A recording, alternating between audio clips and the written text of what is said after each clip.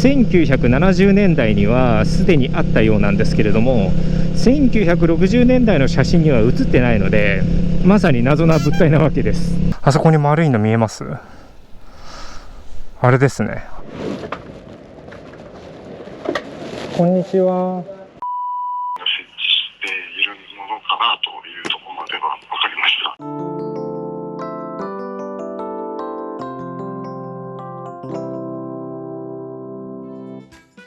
はい、こんにちは、テリーです。こちらのチャンネルでは千葉の秘境をドローンを使って探検してます。いや、めちゃくちゃ菜の花綺麗ですね。はい。で、今回は視聴者さんが教えてくれた秘境シリーズ2カ所目ということで、館山市洲崎という場所にある洲崎灯台近くの漁港に向かっております。で、本題に入る前にこの辺りでは有名な洲崎灯台について軽くご紹介したいと思います。洲崎灯台は1919年に建てられてもう100年以上経つ古い灯台で、関東大震災では亀裂や外壁が剥がれたり、太平洋戦争では空襲により内部のレンズが破損するとか、さまざまな苦難を乗り越えてきた歴史的価値のある灯台でもあります。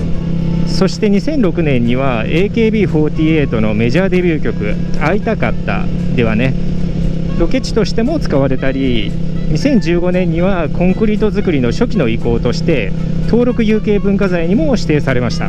しかし今回視聴者さんからリクエストいただいたのはこの灯台ではなくてですね、灯台近くの沖合にコンクリートでできた謎な構造物があるみたいで、これが何なのかわからないということなんですね。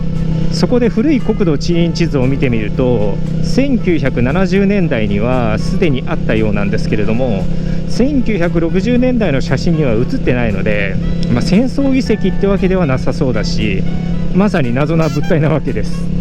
ネットでググってみても詳しい情報が見つからないし、これは行って調べてみるしかないと思って今回現地に行ってみることにしました。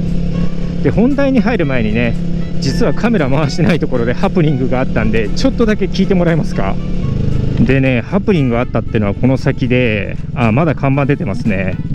これ昨夜通った時は全然意味が分かんなくて、で今回はちょっと状況分かってるんで言っちゃいますね。で、どういうことかというと、今回はこの2本目の動画含めて房総エリアを3カ所回ろうと思ってて、昨夜館山リゾートホテルってホテルに前乗りで宿泊したんですよ。この先なんですけどね。そしてややこしいんで、今回の僕のスケジュールをテロップで出しておきますが、今から行く場所のドローン撮影は実はもう早朝に撮影してきたんです。で、ホテルに戻って朝食バイキングを食べて、そしてさっき、地層の動画を撮り終えたところなんで、今からまた漁港に行くというのがここまでの流れなんです。そこでそのハプニングっていうのが昨夜ホテルに入る直前に起きたんですけど、急にハンドル取られてすっ転んだんですよ。なんでだと思います？砂ですよ、砂。強風で海岸から運ばれてきた砂が10センチ以上道路に積もっちゃってて、気づかずに乗り上げちゃったんですよ。しかも砂って踏ん張れないでしょ。バイク起こせないの。全然重いバイクじゃないのに全く起こせないんですよ。車体も足も滑っちゃうから全然力入んないし、10分ぐらい格闘したんだけど、全然無理でやべえな、これ積んじまったわ。ホテルの方呼ぶしかないかなって思ってたところにちょうど1台車が通りかかってくれて、その方が助けてくれました。いやマジで助かりました。しかもその方と2人がかりでようやく起こせたって感じなんで、ここの砂は本当要注意です。その説は本当にありがとうございました。お、危ね危ね。こういうところでこけるんですよ。そしてここです、ここ。ホテルの方が砂どかしてくれてますね。これやばいでしょ。昨日はもっと積もってましたから地元の方からしたらここを通らないのは多分常識だと思うんですけれども、皆さんも強風の後にこの道を通る際はくれぐれもお気をつけください。マジでこれが本当のサンドトラップってやつでした。はい、ちょっと前置き長くなりましたが、これから漁港近くで情報収集していきたいと思います。そんな感じで一体どんな景色を見せてくれるんでしょうか。早速行ってみましょう。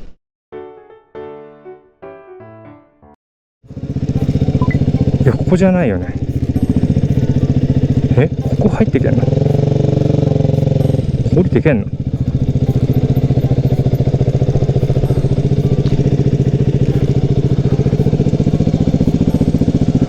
いやー、なんかやばそうなんだけど、変なとこ入っちゃったな。一応なんか Google 先生がこっちだって言うんだけど、絶対違うよねこれ。おお、いいのこれ。絶対これバイクで通っていい道じゃない気がするんだけど、でもね、何も書いてないのよ。でも風の散歩道って書いてんな。もしかしたらお散歩用の道路かもしんない。皆さんは真似しないでください間違ってる可能性が高いので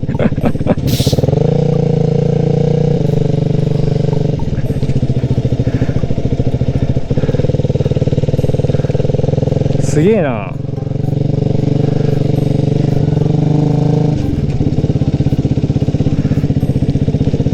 いや、絶対間違ってるでしょ俺。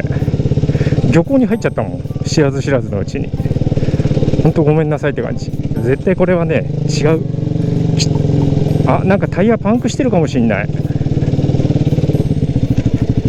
なんか怪しい。タイヤパンクしてない？大丈夫か？大丈夫だな。あそこに丸いの見えます？あれですね。あれが今朝僕が撮ったとこですね。とりあえず歩いて人を探してみましょ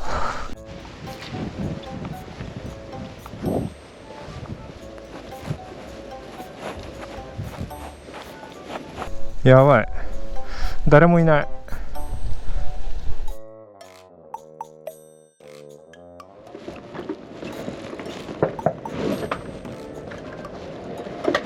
こんにちは。あ、すいません。あ、ここって喫茶店ではないですか？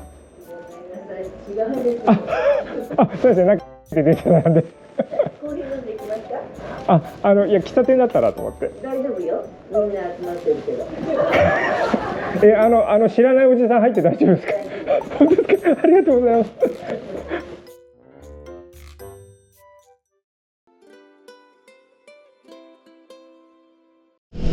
はい、という感じでね、なんと1時間近くも地元の方のプライベートな食事会にね、飛び入り参加してしまいました。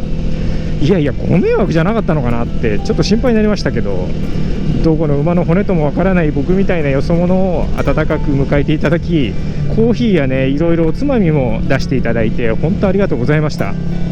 さすがにね、動画撮ってないので、このまま情報をね共有させていただきながらエンディングにしたいと思います。で、どこから話そうかな。まずね、お話を聞かせていただいた方はこちらに引っ越されて約20年の方で、生粋の地元の方ってわけじゃないんだけど、もともとね喫茶店をやられていたということなので、多少地元の方からお話を聞く機会などはあったそうです。なのであくまでもまた聞きということをねご理解の上で僕の話も聞いていただけたらと思います。まず最初にこの変な形をした構造物、これはね、その昔この港がもう少し大きかった時代があったらしいんですよ。